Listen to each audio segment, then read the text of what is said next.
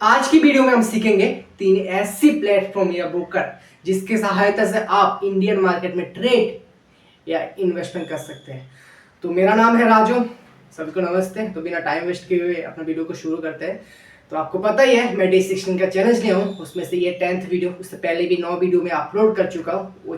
वो देखने के लिए मेरे प्लेलिस्ट चेकआउट कीजिए और आगे का वीडियो देखने के लिए मेरे चैनल को सब्सक्राइब करके रखिए। तो बिना टाइम वेस्ट किए हुए अपना वीडियो को शुरू करते हैं। इसमें जो पहला ये जो तीनों पॉइंट है ना, ये मैं तीसरे से दूसरे पे आऊंगा, दूसरे से एक पे आऊंगा, यानी कि घटते हुए क्रम में आऊंगा। ओके, तो इसमें से जो तीसरा जो ब्रोकर या प्लेटफॉर्म है वो है अपस्टॉक्स। बेसिकली अपस्टॉक्स के बारे में मैं अच्छाई के साथ साथ बुरी बात भी बोलूंगा। 3 अच्छाई बात बोलूंगा तो 3 बुराई बात बोलूंगा, जो जिससे हम टेक्निकल भाषा में प्रोज या कॉइन्स भी बोलते हैं। तो अपस्टॉक्स की जो प्रोस पॉइंट है, उसमें जो पहला पॉइंट है वो है लो ब्रोकरेज। इसमें ना आपको बहुत कम ब्रोकरेज मिलता है।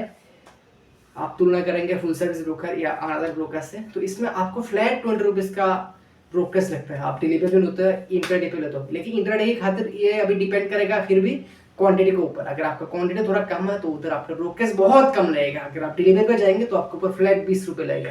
आप दिमाग में ये सेट करके रखिए, आपका मैक्स टू मैक्स ब्रोकरेज 20 रुपए है, 20 रुपए से ऊपर नहीं जाएगा। और आपका क्वांटिटी अगर ज्यादा कम रहेगा तो उसके हिसाब से 1-2 रुपए ब्रोकरेज लेगा।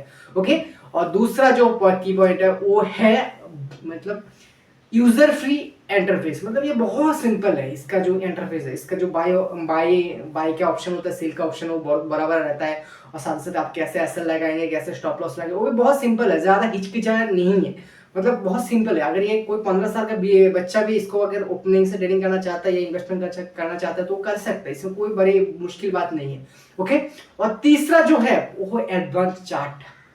इसमें ना आपको चार्ट पे मानो कि 70 से 80 इंडिकेटर लगा सकते हो। उसके बाद वी वेव, एमएसीडी, बहुत कुछ लगा सकते हो। Rectangle, triangle, support, resistance, trend line, सब कुछ लगा सकते हो। इस पे ऑलमोस्ट 100 से ऊपर आपको की टूल मिल जाएगा, जिससे आपको बहुत सहायता मिलेगा ट्रेडिंग करने के लिए।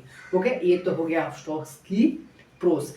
एंड अभी जो बोलूंगा भी है अपस्टॉक्स की कॉन्स, मतलब वो जो बुराई है, क्योंकि हर किसी के अंदर अच्छाई के साथ साथ बुरा भी होते हैं, अच्छा चीजों के साथ साथ बुरा भी होते हैं। तो मेरा ये जिम्मेदारी बनता है कि जब मैं अच्छा बात बोलूँ तो मैं आपको बुरा बात भी बोलूँ। ओके, तो उसमें से जो पहला पॉइंट है वो है नो गाइड। मतलब आपको कोई गाइड करने वाला या आपको कोई गाइडेंस करने वाला ही नहीं रहेगा। आप अपना जो टेक्निकल एनालिसिस करेंगे या आपका जो इन्वेस्टमेंट को लेके या तो आपका व्यू बनाएंगे, वही आप इधर अप्लाई करेंगे। आपको कोई मेंटर नहीं रहेगा, आपको कोई सलाह नहीं दे कि ये मत करो वो मत करो।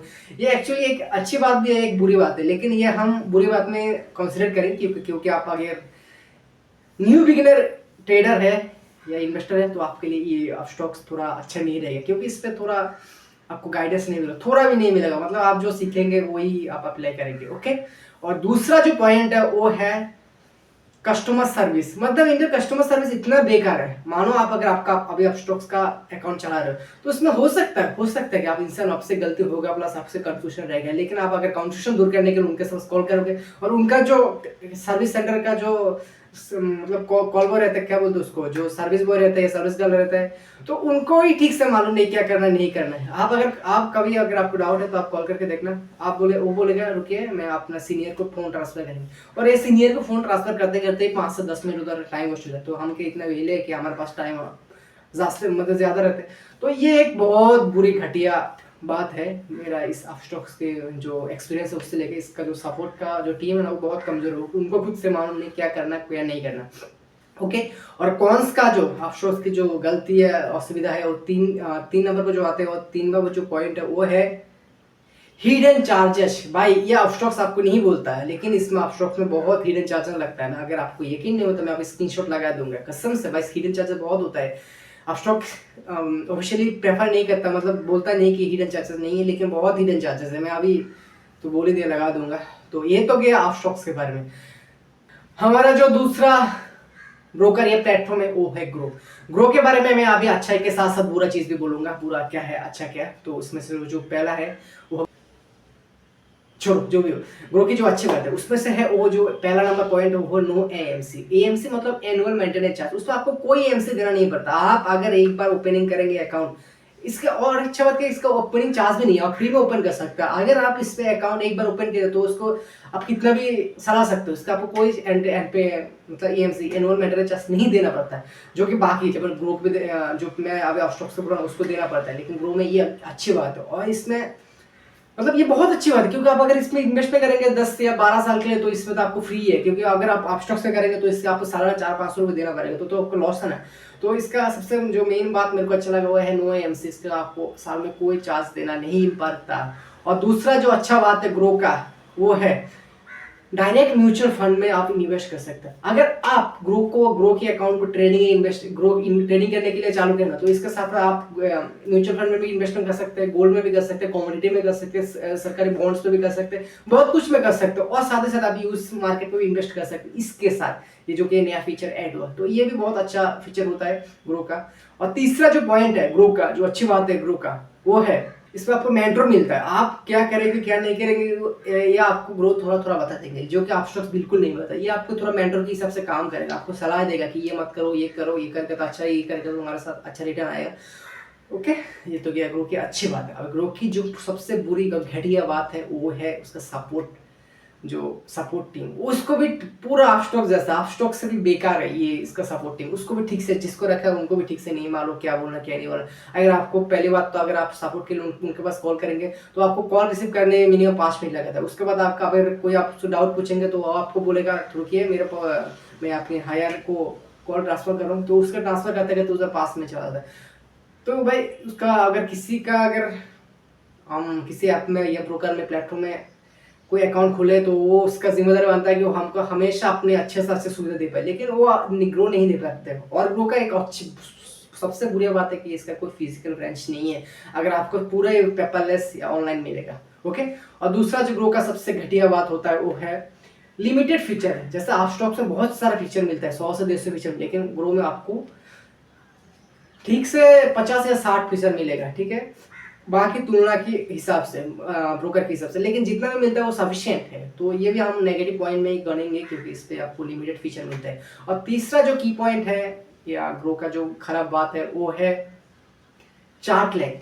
ये कभी कभी ग्रो, बेसिकली मैं ग्रो ज्यादा नहीं यूज नहीं किया, मेरा दोस्त यूज करता है, वो मेरा दोस्त लोग बोलता है कि जब भी मैं हम ग्रो में कोई ट्रेड या कोई कॉम्प्लिकेटेड सिचुएशन में या ज़्यादा हाइप बन रहे हैं तब अगर हम ग्रो में अगर ट्रेड करना चाहते हैं तो उस समय चार्ट लैग करता है, कुछ ग्लिच करता है, मार्केट अगर ऊपर जाएगा तो नेगेटिव दिखाता है, नीचे जाएगा तो मतलब आप सकते दिखाता है। तो यही है अपस्टॉक्स का मतलब ग्रो का, यही एक बुरी बात है। लेकिन मैं कभी वेस्ट नहीं किया वो जितना यूज़ किया, लेकिन मेरा दोस्त लोग बुला है, क्योंकि मेरे दोस्त लोग अपस्टॉक्स पे ट्रेड करता है प्लस उसमें इन्वेस्टमेंट करता है, क्योंकि उस पर EMC नहीं लगता। तो वो लोग बोलता है कि इधर अपस्टॉक्स में थोड़ा बहुत लैग करता है, थोड़ा बहुत ज़्यादा लैग करता है। जब आप ज़्यादा चार्ट को देखेंगे या इसमें ज़्यादा ट्रेड या समझ सकते हैं ना, ज़्यादा 9 या 9 से 9:15 तक अगर उस समय तो ज़्यादा कस्टमर बोल रहे हैं, ट्रेडर्स के पार्टिसिपेट होता है, तो उस समय चार्ट थोड़ा लैग करता है। प्लस साथ ही साथ 3 बजे के बाद 3 से 3:15 3:30 तक चार्ट बहुत लैग करता है। अगर उस समय आप ट्रेड लेना चाहोगे तो मार्केट आपको फंसा देगा बीच में, मतलब ब्रोकर फंसा देगा। ओके, ये तो गया हमारा ग्रो के बारे में अच्छा ही और बुरा बात। अभी जो और तीसरा जो ब्रोकर या प्लेटफॉर्म है वो है कोटेक सिक्योरिटी या Kotak new. Kotak new actually में ये एक फुल सर्विस ब्रोकर भी है और डिस्काउंट ब्रोकर भी है। इस पे आप ना दोनों चीज नहीं कर सकते, आपको एक ही चीज पे फोकस करना है। क्या कौन से, या तो आप ट्रेडिंग, अगर आपको कोटेक न्यू पे अकाउंट खोल रहे हो तो आपके दिमाग में ये सेट रहना चाहिए कि कोटेक न्यू पे आप ट्रेड कर सकते हो, ट्रेड आपके लिए अच्छा सूटेबल होगा, क्योंकि इस पे EMC देना पड़ता है। तो इससे अच्छी बात अभी मैं बोलूंगा, कोटेक न्यू का अच्छी के साथ साथ बुरी बातें भी बोलूंगा। तो कोटेक न्यू की जो अच्छी बात है वो है इसका लो ब्रोकरेज, बाकी दोनों ब्रोकर से, इनफैक्ट आप अगर किसी और ब्रोकर से कंपेयर करेंगे ना तो इसका ब्रोकरेज बहुत कम है। इसका अगर डिलीवरी लेते हैं तो उसका 10 रुपये चार्ज लगता है, लेकिन आता है जो 20-20 रुपये तक का ब्रोकरेज लेता है। तो इसका एक बहुत बढ़िया की पॉइंट है ये कि लो ब्रोकरेज है। अगर आप इसके साथ साथ अगर आप इसमें क्वांटिटी कम करके ट्रेड लेंगे तो इस पे आपको और भी 10 रुपये से ब्रोकरेज कम मिलेगा। तो इसका बहुत एक अच्छा पॉइंट है उसका लो ब्रोकरेज। मानो कि आपको मैक्स टू मैक्स डिलीवर में या इंटरडे में ट्रेड करे तो 10 रुपये मैक्स टू मैक्स लगेगा। ओके, अगर आपको और इसका दूसरा जो की पॉइंट है वो है एल्गो ट्रेड। इस पे अपना एआई से भी ट्रेड कर सकते हो, इस पे आप एल्गो सेट कर सकते हो, आपका एक स्ट्रेटजी सेट कर सकते हो जिससे आपका टाइम ही बचत होगा। आपका आप एल्गो में एक सेटअप सेट करके रखोगे, जब भी आपका सेटअप के अनुसार ट्रेड आएगा एल्गो आपके ट्रेड को पंचअप करेगा, साथ साथ आपके एसएल को लगाएगा, जो कि बाकी दोनों ब्रोकर पे नहीं होता। और तीसरा जो पॉइंट है वो है मॉडर्न इंटरफेस। ये भाई बहुत डिजिटल है, क्योंकि ये कोटक न्यू फिलहाल 1-2 साल पहले आया, ठीक है। ये बहुत मॉडरेट है बाकी दोनों या बाकी अनदर जितने भी ब्रोकर की या प्लेटफॉर्म की तुलना या कंपैरिजन किया है उससे। ये आपके बहुत, अगर आप एडवांस्ड ट्रेडर या इन्वेस्टर हो तो आपको ये बहुत अच्छा लगेगा, क्योंकि इसमें ब्रोकरेज के साथ साथ आपको बहुत ज़्यादा एल्गो ट्रेड का फीचर मिलेगा, साथ ही साथ ज़्यादा टूल्स मिलेगा बाकी दोनों ब्रोकरेज से। ये तो हो गया कोटक का अच्छी बात। अगर आप कोटक का भी बुरी बात मैं बोलूँगा तो इसमें जो बुरी बात जो एक है जो अच्छा नहीं लगा मेरे को वो है उसका EMC। उसको सालाना भाई पैसा देना पड़ता है, क्योंकि ये फुल सर्विस में भी आता है, डिस्काउंट में आता है। लेकिन कोटक न्यू में एक अच्छा चीज़ है, इसका ट्रेड करने चाहोगे तो ट्रेडर के लिए बहुत अच्छा ब्रोकर है, क्योंकि इस पर ब्रोकरेज बहुत कम है। तो इसको आपको सालाना एक, जब आप अकाउंट ओपन करेंगे तो आपको एक चार्ज लगेगा 500 या 700 रुपये के आसपास। अगर आप पहली बार ओपन कर रहे हैं 1 साल के लिए 500 रुपये ब्रोकरेज देना पड़ेगा। अगर आपका 1 साल कंप्लीट होगा तो आपको 700 रुपये पर फीस से प्रीमियम देना पड़ता है। तो जो कि बाकी दोनों ब्रोकर पे नहीं देना पड़ता, ये इसका एक डिसएडवांटेज है। लेकिन डिसएडवांटेज कैसे बोलेंगे, अगर आप पैसा दे रहे हैं ना तो उसको आपको बहुत कुछ दे रहा है, तो पैसा वसूल है, पैसा मतलब वेस्ट नहीं किया।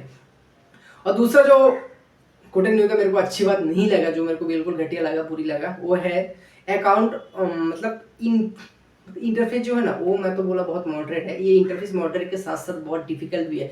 अगर आप नया ट्रेडर है या नया शेयर मार्केट में आए हुए हैं तो अगर आप कोटक न्यू के साथ शुरुआत करना चाहते हैं तो ये आपके लिए बहुत परेशानी की बात है, क्योंकि इसका जो इंटरफेस है ना वो बहुत कॉम्प्लिकेटेड है। ये एक अच्छा चीज़ है जो कि जो नया पुराने ट्रेडर है उसके लिए, अगर आप नया ट्रेडर है तो ये आपके लिए बहुत मतलब मुश्किल मतलब प्रॉब्लम खड़ा कर सकता है, क्योंकि इसका मॉडरेट के साथ साथ वो थोड़ा डिफिकल्ट भी है, जो कि आपको पहले इनिशियली आपको समझ नहीं आएगा। और तीसरा जो कोटक न्यू का मेरे को अच्छा नहीं लगा, जो खराब बात लगा, वो है हायर कॉस्ट। आपको तो ट्रेड में बहुत अच्छा डील मिल जाता है, आपको ट्रेड में ज़्यादा ब्रोकरेज नहीं देना पड़ता। जब भी बात आएगी डिलीवरी या म्यूचुअल फंड की तो अब भी आपको ज़्यादा हायर कॉस्ट देना पड़ेगा, हायर चार्ज देना पड़ता है, जो कि आपको कोटक न्यू नहीं बोलता आपको ऑफिशियली। मेरे काम आता है आपको रियल बात बताऊं तो आपको अगर ट्रेड करना तो आपके लिए कोटक न्यू ठीक है, कि Kotak new Kotak security same ही है, तो दोनों ठीक है। अगर आपको इन्वेस्टमेंट करना है तो आप बाकी दोनों के साथ जा सकते हैं। मैं तो बेसिकली आपको प्रेफर करूंगा वो है अपस्टॉक, क्योंकि अपस्टॉक रतन टाटा के। तो यही तक था अपना वीडियो, सब पूरा वीडियो में आपको समझाने की कोशिश किया हूँ 3 ऐसी ब्रोकर या प्लेटफॉर्म जिसकी मैं अच्छा के साथ साथ बुरा बात भी बोला। तो आई होप आपको वीडियो पसंद आया होगा। अगर आपको वीडियो पसंद आया होगा तो मेरे चैनल को सब्सक्राइब करके रखिए, ताकि आने वाली वीडियो आपके पास आ सके। तो मेरे जैसे ये छोटे वीडियो वाले चैनल को सपोर्ट कीजिए, क्योंकि अभी आप मेरे को सपोर्ट करेंगे तो मैं आपको वादा करता हूँ मैं आपको कभी नहीं भूलूंगा। ऐसी मेरी एक सिचुएशन आएगी, अगर ऊपर वाले ने चाहा तो। मिलते हैं अपने अगले वीडियो में। टाटा, तब तक के लिए टाटा। अपने घर पे रहना, अच्छे रहना, स्वस्थ रहना, बाय।